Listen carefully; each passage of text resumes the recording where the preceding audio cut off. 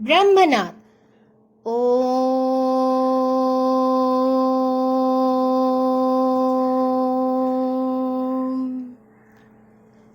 Om.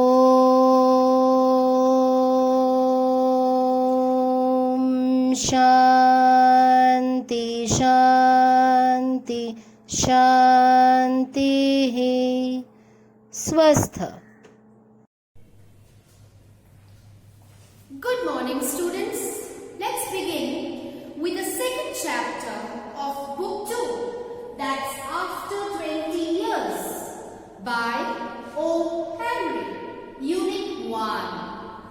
So in this class, I'm going to deal with half of Unit 1. We have actually divided Unit 1 into 2 videos. So this class, this video, will consist of half of Unit 1. So this is the second chapter from Book 2, After 20 Years, by O. Henry. O. Henry, known as William Sidney Porter, 1862-1910. William Sidney Porter was the real name of the writer-author. O. Henry is the pen name. I repeat, is the pen name. P-E-N, pen name. What does a pen name mean? Pen name actually means when you assure or an assured name, you give an assured name. Writers, basically the writers, what they do, they give an assured name instead of their real name when they write. And so, O. Henry is the pen name and William Sidney Porter is the real name of the writer-author. An American writer, and its short stories always consisted of wit, wordplay, warm characterization and surprise. So what does wit mean? Wit actually means the ability to say or write anything very cleverly and making amusement or creating amusement is called wit. What is wordplay? Wordplay means when you make use of words in a playful way. And so, William Sidney Porter, his short stories always were known for wit, wordplay, warm characterization and surprise. Now, let's land up to the warm-up. If you see the warm-up, the question that is asked is, do you value personal relationships? What will you prefer if personal relationship comes in the way of your duty? When relationship and duty, they stand face to face. Which one would you prefer? Which one would you give real value to? Your duty or your personal relationship? O. Henry narrates this story to show devotion to duty trips over personal relationship. Trips means takes victory or achievements over personal relationship. The story is completely about that.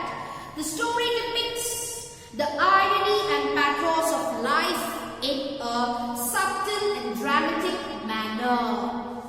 What is irony? Irony means the expression of one's meaning by using language that normally signifies the opposite, typical for humorous or emphatic effect. Okay? And what is pathos? Pathos means feeling of pity or sadness. So here, William has tried to pick up a subject where there is a clash between duty and personal relationship. And he says that O. Henry has tried to clarify that his devotion to duty has taken over, has been a victory over personal relationships. So let's go to the text. The policeman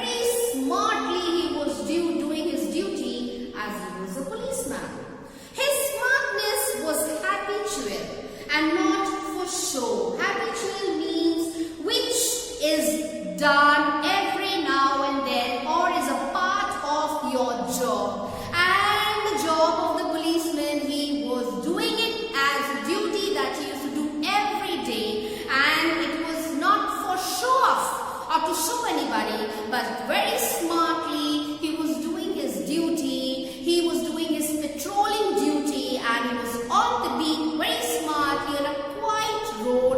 Very smartly he was doing his duty, which was not a false flasher or a show but a habitual duty. For spectators were few. Spectators means onlookers or viewers. It means people on the road were very few. The time was only 10 o'clock at night, but the locality was one that kept early hours. So what happened here? Keep early hours means went back home early in the night. Okay, people did not stay on the roads, people did not roam on the road or in the street up to late hours. They kept early hours, means to go back home early in the night. And so the time was only 10 o'clock at night, but the locality was one that kept early hours. Although the time was 10 o'clock, but the street was such, the road was such, where people did go back home early at night. And chilly winds and the drizzle had almost de-peopled the streets. Chilly wind, very cold chilly winds were blowing, and drizzle means when rain falls as fine drops, okay, as droplets, fine drops or droplets, that's called drizzle. Okay, it wasn't raining heavily, it was just drizzling. So it was 10 o'clock at night where the policeman was on the beat or doing his patrolling duty very smartly on the road, and he was not doing that very smartly to show anyone, but that was his regular duty that he was performing. And it was 10 o'clock at night, and the street was such that they did not keep up to early hours. Everybody went home at night very early, and on the other hand, it was chilly winds, very cold winds were blowing, and it was drizzling, fine drops of rain were falling, and almost de-peopled the street. De-people means emptied of people. De-people means emptied of people. So the road or the street was emptied of people because of the unfavorable atmosphere, and it was 10 o'clock at night, and people in that locality normally they kept early hours. That means they did go back home at night early. They did not stay outside for too long. Examining closed doors as he went, making various interesting and playful movements with a small stick. The officer, with his stalwart figure and smart movements, made a fine picture of the guardian of the angel of the law. So what happened here? Examining closed doors as he went. So what was the policeman doing?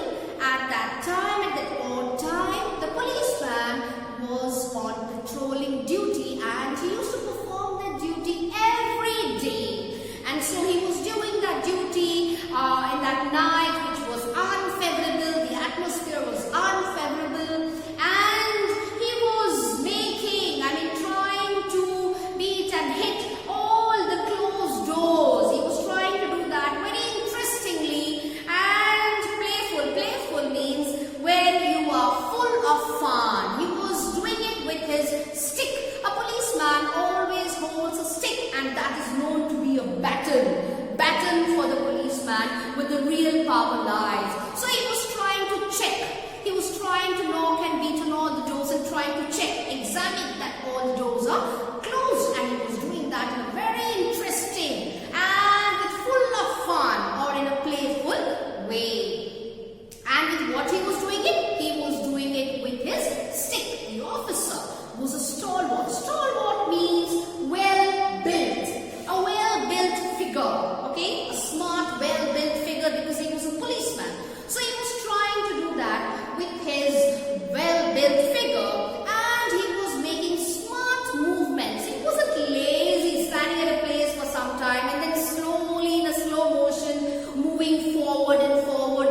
backward. He was doing it very smartly. He was walking ahead, he was turning back, he was looking aside, and smart movements he was taking up, and that's why made the way he was performing his patrolling duty smartly, in an interesting way, in a playful way, filled with fun, with a stick, and with that well-built figure, he just looked like a fine picture of the guardian of the law. Who's a guardian of the law?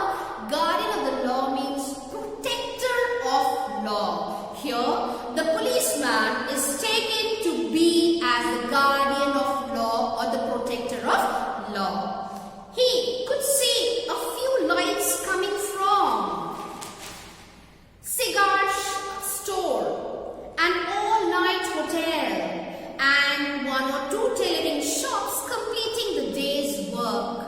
So the locality, the street was emptied of people, but there were few lights, they were still on, and the shops were, it was a cigar store, an all-night hotel, and two tailoring shops. They were winding up their day's work and they were getting ready to shut down, switch off the lights and shut down the doors and close the doors and move on. The majority of the houses were business places that had long since been closed, and the rest were all closed because majority of the houses were business places, and so they had closed early as the street, as the locality kept early hours. They went back home at night early, and the atmosphere that day wasn't favorable. It was unfavorable, undesirable, and a chilly wind was blowing, it was drizzling, and the street was emptied of people, where the policeman was doing his patrolling duty so smartly in a vigilant way, and he was making his duty more interesting,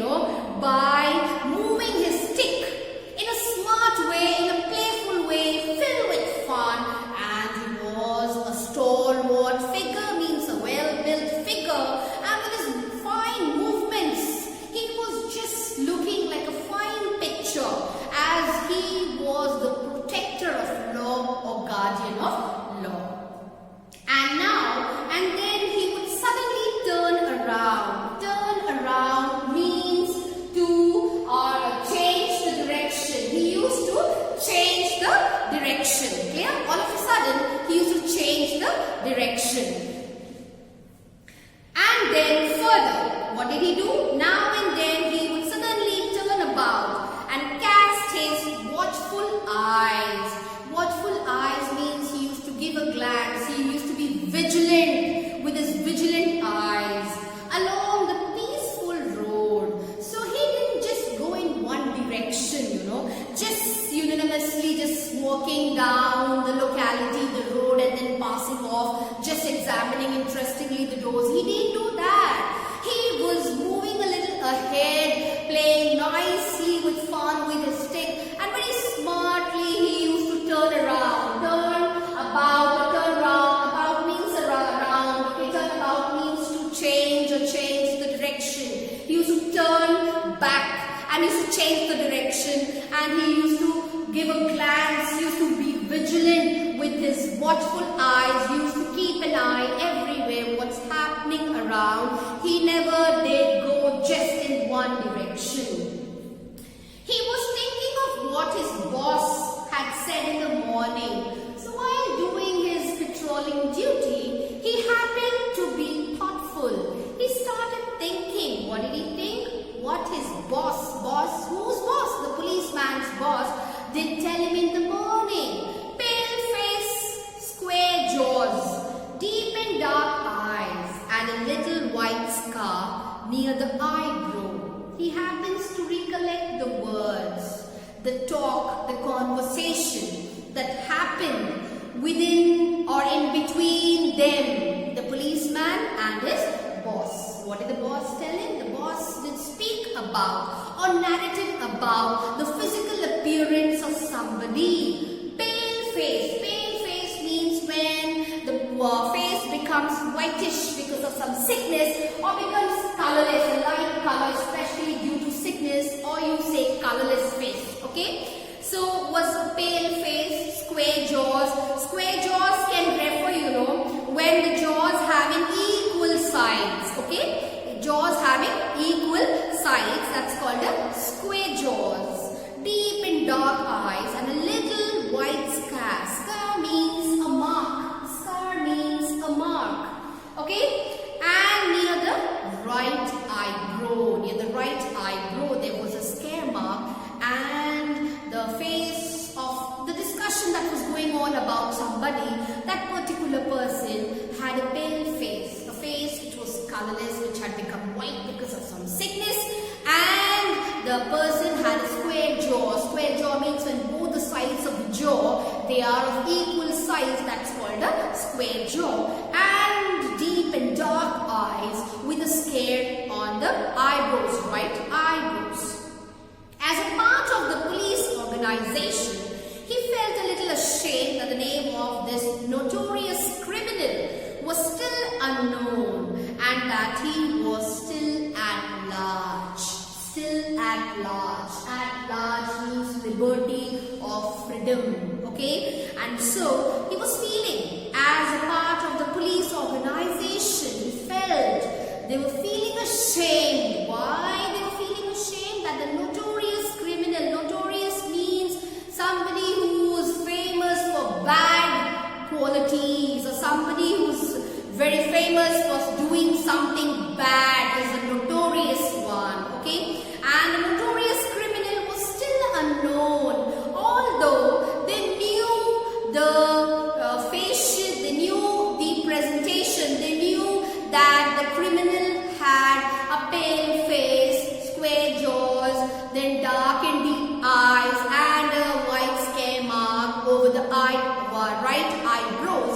Still, the notorious criminal was not caught, and he was at liberty, or was at freedom. He was having the liberty to move around freely, although he was a notorious criminal, and that was a real shame for the police organization or for the policemen. And so, printing counterfeit. Counterfeit means illegal. And what was the crime of that criminal? The crime of the criminal was that he printed illegal notes, or counterfeit notes was a serious affair, means a grave matter. Serious affair means a grave matter. And he knew that the criminal must be caught. And the policeman knew that the criminal had to be caught under any circumstance. So while performing his patrolling duty, and he saw that when he was moving in the locality on the road, he saw that a cigar store, all-night hotel, and two tailoring shops, they were winding up their day's work and trying to get their shops closed, switching off their lights, and all the other shops had closed down because that was a business area and people kept early hours or went home early at night. And then when he was doing it, and he was doing his duty very smartly, he was not moving in one direction. He was going a little ahead, then he used to turn about, means turn around, change the direction. Again cast, or again throw a watchful eyes, means be vigilant about what is happening around. And then, while doing that, the policeman happened to recollect or remember what his boss had told him in the morning. Now at night he was doing the duty. He remembered, he recollected what his boss had told him in the morning. His boss had told him about the figure of a criminal, a notorious criminal. And what was the figure? He had a pale face, a colorless or a whitish face, Here it means, pale means a white color, especially due to sickness. A face which reveals sickness, or colorless face with square jaws, dark and deep eyes, and a white scar on the right side of the eyebrows. And everybody knew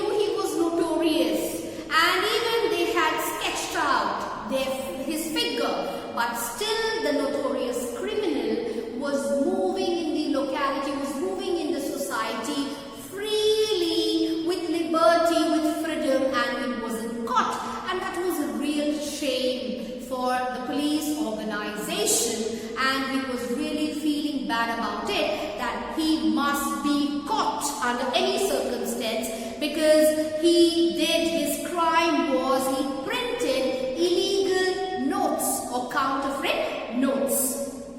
And finally, he says that he took out his pocketbook under a lamppost and looked at the $5 note and the reconstructed photograph. So while thinking about all this and making his movement, what did he do? He just pulled out from his pocket a book, a pocket book, and standing under a lamppost where you have the light, the post below that, and standing over there, he looked at a $5 note and a reconstructed photograph. He means who? The policeman.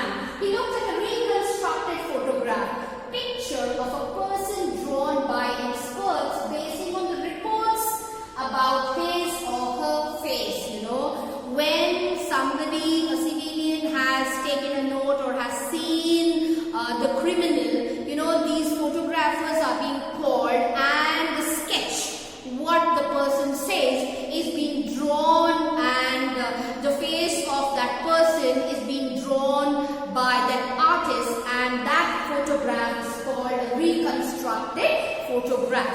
And so the policeman, while thinking all this and feeling ashamed that the notorious criminal has to be caught under any circumstance, he just walks, he pulls out his pocketbook, he stands under the lamppost, he takes out a $5 note and a reconstructed photograph. He became thoughtful. After looking at that, he starts thinking, he becomes pensive, his mind is filled with thoughts. Okay? Chicago, 1,000 miles away, he's thinking standing over there that Chicago is 1,000 miles away. What chance? I mean, there's no chance at all. And why does he think so? Then he said to himself aloud. He says, the policeman talks to himself. He tells himself aloud, "Never mind, my boy. You have been a dutiful one these last 18 years, and luck owes you a debt." So what does he say? He goes, stands below the lamppost, he pulls out his pocketbook, he pulls out a $5 note. He means who? The policeman who is doing the patrolling duty. And so he takes out a $5 note and a reconstructed photograph. And then he starts thinking something. He becomes thoughtful. When he becomes thoughtful, he thinks to himself, Chicago, 1,000 miles away, and there's no chance. Thinking that, he starts talking to himself. You know, we people have a habit sometimes when we are thinking about something very curiously and deeply, we start talking to ourselves, questioning and answering ourselves. And so he was also doing that aloud. What was he saying? Never mind, my boy. The policeman always enjoyed addressing himself as a boy. He loved saying himself as a boy. So my boy is that what the policeman is pointing himself out, is he's addressing himself out as my boy. You have been a dutiful one these last 18 years. So he talks to himself and he says, "Oh my boy, don't worry. You have performed your duty very honestly and sincerely for last 18 years. And luck owes you a debt." Here you can see debt means to owe. It means that it's going to the obligations, the duty that you do is going to pay or repay you.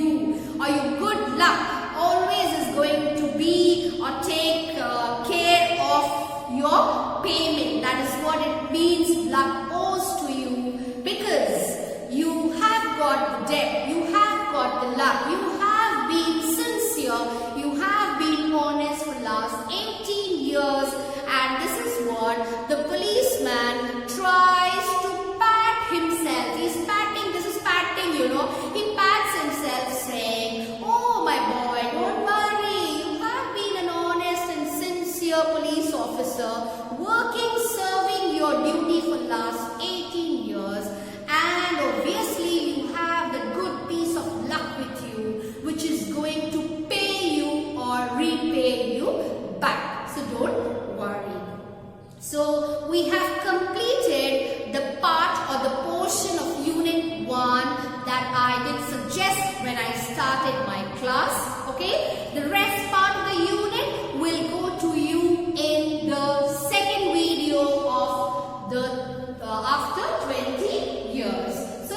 just discuss a question before we wind up.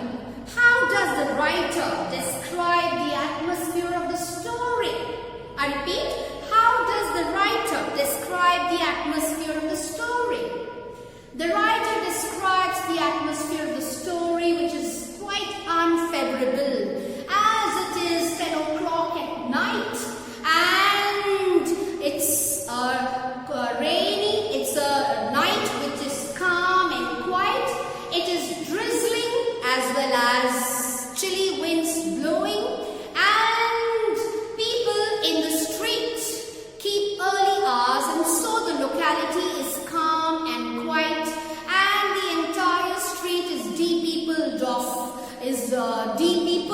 and there's a few lights on. That's a cigar shop, all-night hotel, and 2 tailoring shops, and the entire shops in the street or in the locality are business houses that close down early. Clear? So as this is book 2, you need to have 70 words answer. Clear? 5 marks, you have to have 70 words answer. So the concluding part of Unit 1 we will check out in the next